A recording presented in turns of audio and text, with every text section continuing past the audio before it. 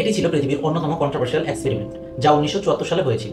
Marina Abramovich নামের একজন Serbian performance artist এই এক্সপেরিমেন্টটি করেছিলেন। তিনি সাধারণ মানুষকে আমন্ত্রণ জানিয়েছিলেন যেন তারা তার সঙ্গে যা খুশি তাই করতে পারে। পুরো 6 ঘন্টা মারিনা একটি বোর্ড সহ দাঁড়িয়েছিলেন, যেখানে লেখা ছিল, আমি একটি অবজেক্ট, আপনারা যা খুশি তাই আমার সাথে করতে পারেন, তার জন্য আপনাদের কোনো দায় নিতে হবে না। তার পাশের একটি টেবিলে 72টি বিভিন্ন ধরনের জিনিস রাখা হয়েছিল, যা চাইলে দর্শকরা ব্যবহার করতে পারতেন।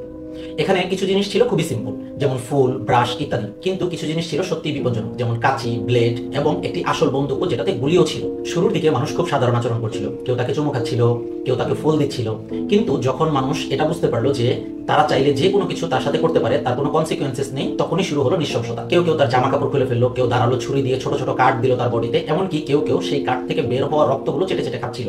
এবং মারিনা এই সব কিছু সহ্য করে দাঁড়িয়েছিলেন। এক পর্যায়ে এক ব্যক্তি তার উপর বন্দুক তাক করে ধরলো এবং উপস্থিত জনতা সেই বন্দুক কেড়ে নেয় এবং পারফরমেন্সটি এখানেই শেষ হয়। এই এক্সপেরিমেন্টটি প্রমাণ করে যে যদি মানুষকে সীমা ছাড়াই ক্ষমতা দেওয়া হয় এবং তার কোনো পরিণাম না থাকে, তাহলে মানুষ কতটা সীমা লঙ্ঘনকারী এবং নৃশংস হতে পারে তার কোনো সীমা নেই। এইরকম আরো অনেক অবাক করা গল্প শুনতে চ্যানেলটিকে সাবস্ক্রাইব করে রাখুন। ফেসবুক থেকে হলে অবশ্যই